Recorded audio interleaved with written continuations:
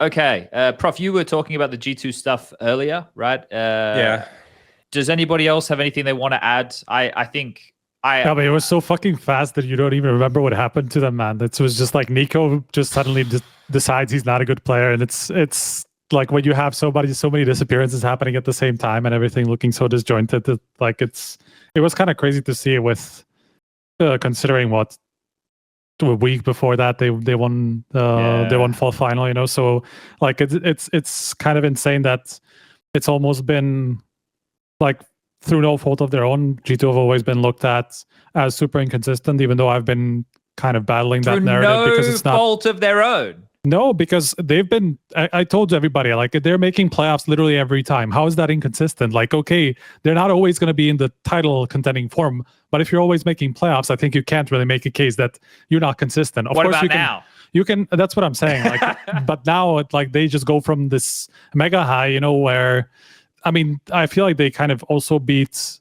the odds in a way where, you know, I don't think that they were supposed to win, but they did anyway. And then they come back to this like mega low, you know. So it's hard to make sense of it, but it does make sense with how kind of fragile the team looks at the moment and their play style. It just doesn't seem like they are super set in what they want to do a lot of the time. And it was just very baffling to see. I honestly remember like 2 maps out of those 3 and barely because of how fast they went out. I casted their run. Okay. I casted the 10-2 first half against Heroic on Dust 2. And then the only reason they started winning rounds is like m0NESY and Malbs bailed them out like a 2v5, and like everything they won was just individual based. It was like a round where Shush walks through the long smoke and then Malbs somehow catches him and then gets another 3 kills within the round. And then they went on to play EF, and it's like Anubis. And one of the only rounds that they won within the first half was a m0NESY 1v4, and then it was another Malbs round or some shit. And there was a point where we had one of those listens in, and Snacks was like, "All right, I'm going to start calling now. We're just going to wait out the utility or whatever." That was like halfway through the game. So I'm like, well, I'm going to start calling. Because that halfway through the game, like that just tells me they just let the players play, and then if they win the rounds, great. If they don't, your in-game leader has wasted 4 or 5 rounds not being able to start establishing anything within the map. I'm like, what the fuck is going on? When are G2 going to complain about Taz being on all the listens, by the way? It's like, bro, they should lay off though. Just stop playing those fucking things, man. Like, I feel like I'm fine with ESL doing it. It's more like if you're G2, you really want to get them to stop, because it's kind of crazy how bad they sound every single time. And it's like, once you want to hear something real, you know, something that actually means something, rather than just like a half-assed cheerleader in the But they're a server, vibes you know? team, bro. They're just they're like, and but that's it's not even a meme. vibes. It's like, you know, like sometimes you can, yeah, of course, like when they made the great run and stuff like that. But that's like, you know, you're hyped because you're winning, but then you need to bring them up, and you're like, yeah, bro, but we just need to get some rounds. I'm like, that's a. But that is their problem, dude. They're high level pugging, Striker. Yeah, they're high level pugging. That's true. They have basic openers, and their individuals get them kills. That's it. Chad, please, you're there.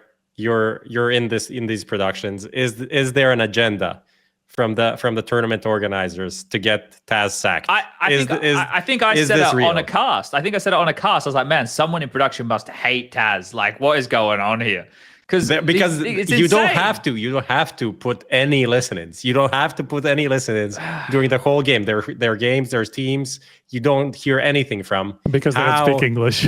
How are we getting the worst of the worst consistently across ESL and Blast? Like, absolute nonsense. But you can share the same sentiment that Taz is sharing in all of these in ways that are just better, is the thing. Like, yeah, when you listen to like a Shui or Alexi, like that Alexi voice comm in the final when they're like last map, right? They're losing the ancient, like they're losing 10-2, but when you're watching it, it's like, okay, they lost 2 1v1s, they lost a 3v1. Like the economy was like all half. They won 1 round. It was like 9-2, and Mouths were like basically eco. And it's like when you listen to Alexi in that voice comm, you can really feel the confidence coming off him of like, we can come back from this. And then in Taz, it's just, there's just nothing there. Like, I think, like, honestly, the TOs are probably looking for something in these voice comms because they want to like change the narrative, because it is such a big narrative. Yeah, but, by the way, I like, also don't believe that. There's enough timeouts. There would have been something where he said something crazy inspirational, like that they would have shown that instantly if there was. It just can't be there. Like, that's the thing. Like, I've seen events now.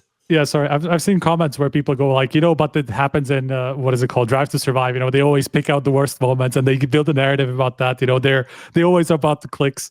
But like ESL, not like this. Like no matter what you want to think about them as a TO and whatever, ESL and Blast don't do this just to create a completely bullshit narrative, and they will just feed it time and time again, and they will just like purposely not ever include anything real from the guy. Like they will just not do this. Like, of course, I can't know this because I don't know all the voice comms, but I just know the people who are in the production and all that stuff a lot of the time, and I know how they think about the game, how they want to portray it and all that stuff, and they're not people who are just going to be clickbait effectively, all the time. Like I know that they're not doing this on purpose.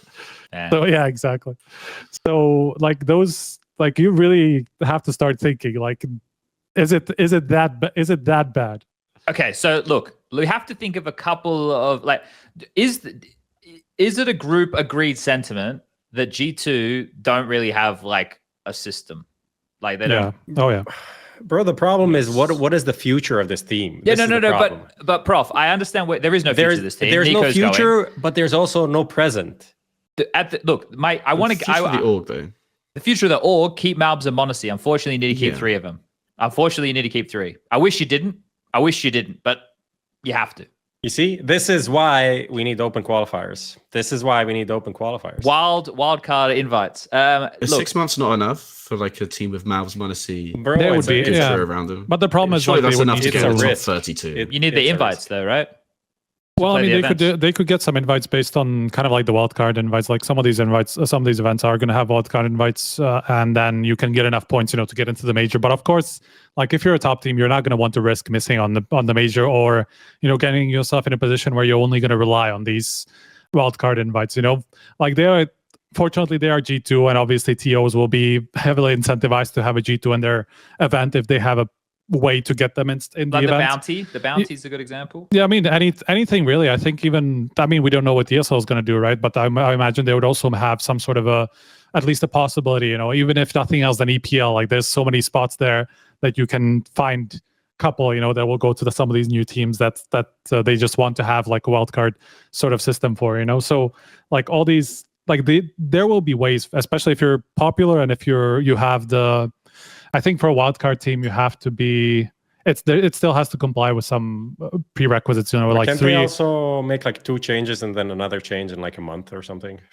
I mean, at least to keep in the invite circle, yeah. And then like based on those 2 changes, they will get some more results, and that will just improve them. Like of course, it's how teams will go about it, though. Or use like a sub, get invited with stays Hunter on the bench. Yeah. I don't know. Exploit some rule, man. Of course. I mean, it is possible. It is. Get a new there roster, are ways. Man. There are ways, but forget about the Nico era. Move on to the Monacy era. Like build around him. Pay him what Nico's earning, and pay Malbs what Hunter's earning. There you go. Job done. Keep him. Hunter's looking also really rough. Like some of the plays, just like there's the lack of confidence and the lack of just swag that players play with in CS2 is just not there for him. He just plays too passive, too default Counter-Strike, 1.6 CS player. I think is just not working, unfortunately. The reason. Sorry, Harry, go for it, mate. I was gonna say, like, especially CT, like he just shares too many bomb sites with Snacks. Like it's just such a glaring problem on so many maps. But you go on. I just wanted to kind of pivot back to the Twistzz thing. I think Twistzz taking this coaching gig with G2, considering like how the team functions, is probably, I guess, when he took the coaching gig, Hooksy was still there, right? Yeah. So that kind of changes what I was about to say, but I think that. I mean, you think they need somebody tactical? No, that's not what I'm thinking from Twizz's perspective. This is the worst way that you could enter being a coach is this team, because it is like the least coachable team I could think of. Like, no, really, because they're not going to listen and make a system. Like the in-game leader, like I think we attribute most of the Gamer Legion success to Ash, right? Like, and the system he has built, like that's when Stacks was there. Like, and that's not even a knock at Stacks. Like, I think that this team should function by trying to get the most out of the individuals, but they don't know how to get the most out of the individuals. They don't know what that looks like, right? And that's why, like, in these timeouts, Taz is like on the sinking ship, watching the ship sink and trying to bail water out, but we need to take out the water, guys. We have too much water in the ship, guys. Guys, we need water outside of the ship. I just feel bad for him. Like, he can't do anything. Like, I don't know. I feel the same for Snax though. Like, I feel like it's the exact same thing as like, the reason I defended Hooksy for so long is like, well, what IGL is going to come in and stamp a system with Nico, Hunter, m0NESY? Like, it's just not realistic. And as much as Snax is like a fairly trash anchor, and he's in way too like many of these important spots, like Pit on Inferno especially, like, it's just too important to have on Anubis. You can't have an on Anubis, bro. But in terms of his like IGLing, like they had Alexi and they kicked him after 6 months. Like, they don't want a tactical system. Like, they just have to. I think what they have to do is just move on. And when you have mAlbs and Nico roles and m0NESY, like, even if you have Hunter as your, fourth player for 6 months, that's already just recruit an IGL with a system and buy into it. And obviously it's all going to be around m0NESY, but I think mAlbs is a soldier. mAlbs can do anything. I just think it's one of those situations where any IGL that came in would have ended up being a fairly sideways move. And maybe they just wanted some fragging, but they're not signing Snax for a system. Like, no, that's not. But the fragging's not even there. And they didn't get the fragging. His fucking morale is in the dumps. His confidence. Hooksy actually entry.